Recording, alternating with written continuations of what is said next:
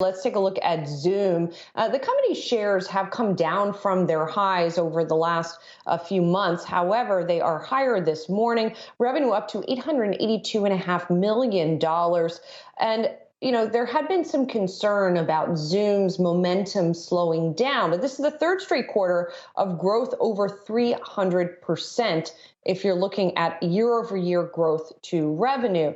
And, as we start to sort of lap the pandemic effects, that will provide even more of a test for the company. But the company did guide for growth for its fiscal year ending in January 2022 of 42 to 43%. That is ahead of what analysts have been looking for. So, Myles, it seems like they seem to be addressing some of these concerns, right? That it was just a pandemic play, for example.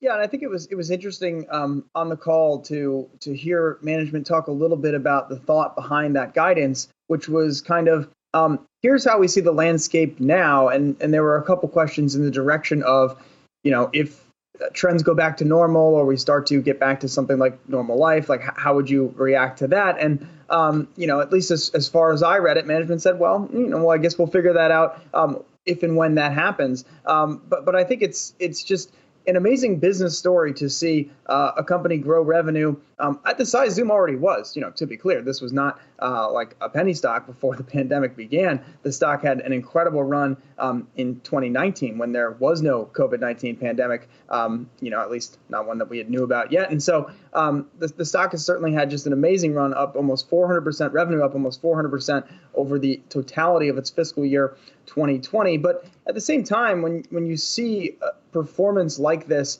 from a name with such a specific event peg to it, this flattish and really off 20% from its highs performance that we've seen from the stock going on almost 6 months now, I'm not sure that it really concerns management per se. They are sitting on a lot of cash. They were asked a couple questions on the call about what they would do with that cash, and the answer is we're still figuring that out. They actually asked one analyst, if you have any ideas, I guess let us know. But it is, Sozzi, as we've talked about a couple times, a corporate story that sort of went from 0 to 100 million, thousand, bajillion overnight. And I think Zoom is probably still trying to find its legs as a company that's now on track to bring in almost $4 billion in revenue next year, a trajectory I don't think they were planning on for, probably many, many years, when you go back in time just 18 months.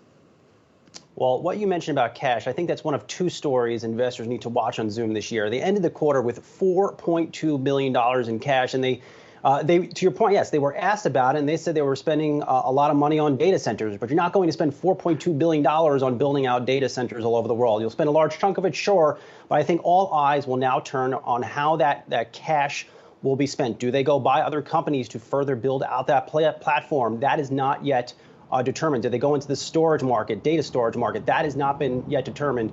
And the other thing I would watch out here for is that Zoom is no longer, I think, just a video-first platform. It's what we've come to know it for. It's why the stock has gone through the roof. But now they're really thinking about building a whole platform, and they are now testing digital events and corporate digital events function on the platform. And they want this to be your go-to destination for all things chat, video, etc. Now, I'm sure the folks at Microsoft will have something to say about that, but nonetheless, Zoom right now is thinking beyond just the core video business. Also, Zoom phones. Their Zoom phone business is finally, I think, starting to reach the point where analysts are going to get excited about it and start building into their estimates.